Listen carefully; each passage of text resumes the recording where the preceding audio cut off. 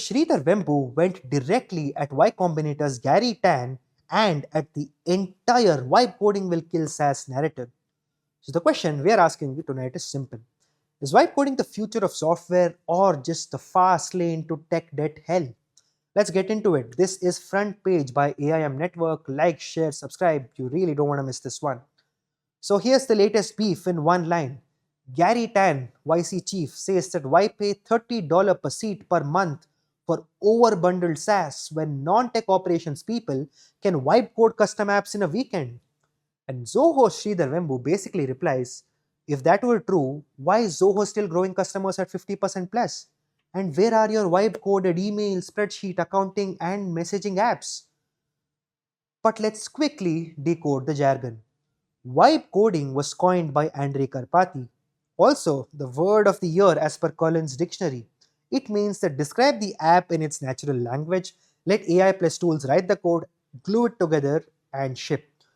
Here are the tools in the world that let you do that. You have Cursor, Replit, and Bolt. Newer players like Rocket.ai, Emergent Labs, Composio, and Tablesprint. AI agents that can read, edit, and run your code and shell commands. Because this is Garry Tan's thesis, which is brutal for SaaS. In the next few years, even non-technical operations teams will spin up their own CRM, ticketing, and internal tools over just the weekend. So why keep paying $30 per seat for over-bundled SaaS tools like Zoho? Look, in his view, the stack shifts from SaaS subscription to internally wipe-coded tools on Replit-style platforms. And here's what Wembo fired back on the social media platform X. If vibe coding was already winning, Zoho would be dead or shrinking. Instead, he says customer growth is exceeding 50%. Where are the serious vibe coded products? He calls out four categories: emails, spreadsheets, accounting, and messaging. His point: if weekend apps could outcompete hard earned SaaS, we'd already see credible alternatives in these mission critical areas. But guess what? We don't. The core argument is that vibe coding basically is just an runaway tech debt. His words in plain English means that no strong guarantees on security, privacy, and compliance uptime are brought about by vibe coding apps. There's also going to be no clarity on who will maintain the thing that 3 years later. And of course, every vibe coding shortcut that you take becomes invisible tech debt. And then the killer line. Without those guarantees, vibe coding just piles up tech debt faster and faster until the whole thing collapses. His alternative vision is that Wembu says his own R&D is about combining compiler tech and AI to make programmers radically more productive while still guaranteeing your security, privacy, compliance. In other words, he means that AI is a power tool for engineers but not as a replacement for engineering. And then he throws shade straight at Garry Tan. People like Garry Tan, tech is too pawned off on unsuspecting acquirers. Because let me make a bet with Garry Tan, we will outshine and outlast his vibe coding companies. This is not just Zoho versus Y Combinator, it's kind of a proxy war for three different futures of software. The first one is the vibe future, Garry Tan's beautiful world, where AI builds 80 to 90% of the apps, non engineers just orchestrate tools, SaaS becomes too slow, too expensive, and platforms like Replit, Cursor, or Google's anti gravity become the new Salesforce. Number two is the disciplined AI future like Wembo's SaaS world, where AI helps developers 10x their productivity, but systems are still designed and governed by engineers. And of course, compliance, audits, uptime, data guarantees matter more than your weekend wipe coding hacks. And in this world, SaaS doesn't die, it evolves with much more powerful AI under the hood. So here's the chaotic future that we're going to talk about because companies wipe code half of their stack, nobody documents anything. AI agents do get terminal access and they end up running wild, and then one day, that one final day, something catastrophic happens, which takes us to one of the wildest agent stories we've seen this year. Now let's bring this home to India. At the Bengaluru Tech Summit, Abhishek Singh, who is the additional secretary at the Ministry of Information Technology and Electronics and the CEO of India AI Mission, gave quite a blunt warning.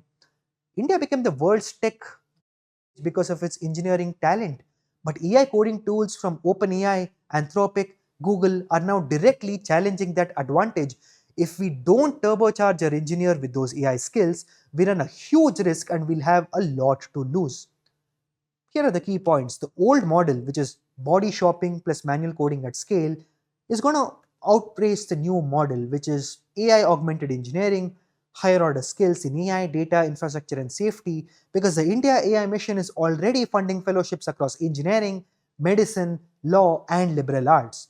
And of course, it's also building data labs for annotators and analysts in tier 2 cities. And of course, launching the Yuva AI for all to make AI literacy at mass scale, supporting India's foundation models like servums with government backed compute. So now let's connect all the dots because Gary's world says that non tech folks plus vibe coding plus AI agents can replace a lot of structured engineering.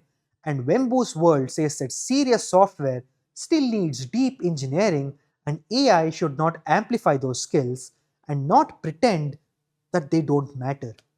The Ministry of Information Technology and Electronics is effectively sliding with upgrade the engineer and don't eliminate the engineer. For India, that's a big strategic choice, and we covered extensively on Debunk. So please make sure to check it out if you haven't already. So now, let's be fair and steelman both of their sides. Garry Tan is look not entirely wrong because internal tools are often clunky, underloved, and expensive. AI assisted developers are already transforming how fast you can build apps, dashboards, and workflows. And for some use cases, which involve small teams, highly specific workflows, short-lived experiments, and all of those, wipe-coded tools can absolutely beat generic SaaS on speed and fit. But Sridhar Vembu's criticism lands hard on where it matters. When you're dealing with payroll, accounting, regulated industries, multi-year audits, sensitive customer data, you of course need a clear ownership. You need the versioning and change control. Of course, security, privacy, and compliance guarantees, long term maintenance, and SLAs. Look, if your platform is basically some LLM plus a browser based IDE, weekend scripts that nobody fully understands anymore, you might save that $30 per seat per month today, only to pay 10 times in outage fines and rewrite costs much later. And that's the tech debt bomb that Vembu is talking about. So did Zoho Sridhar Vembu just kill Garry Tan's vibe? Look, not quite, but he did do something important. He forced the industry to admit that AI shortcuts don't exempt you from software engineering reality. Because here's how we see it: vibe coding is amazing for prototypes, internal site tools, and learning, but it is dangerous when you pretend it replaces decades of engineering discipline overnight. Founders and CIOs who treat AI as magic will end up with invisible tech debt until something snaps and collapses. And those who treat AI as a power tool inside a well governed stack will outlast the hype. So, on one side, you have Garry Tan betting on a world where non tech operations wipe code away entire SaaS categories. And on the other, you have Sridhar Vembu betting that deep, boring, reliable engineering plus AI assisted productivity will beat shortcut culture over a 10 to 20-year horizon. Somewhere in the middle is you, whether you're the builder, founder, CTO, or a GCC leader asking, do I want my core business running on weekend code and auto approve agents, or on systems that I understand, that I can audit, and can stand behind when things go wrong? So, of course, tell us in the comments below, whose bet are you backing? Garry Tan's wipe coded future or Sridhar Vembu's compiler plus AI discipline? And have you personally had a wipe coding moment go horribly wrong? This debate isn't ending anytime soon. Of course, we're going to wait for a Garry Tan response, and he's very good at it historically, as we've seen, and we'll keep you updated as it evolves.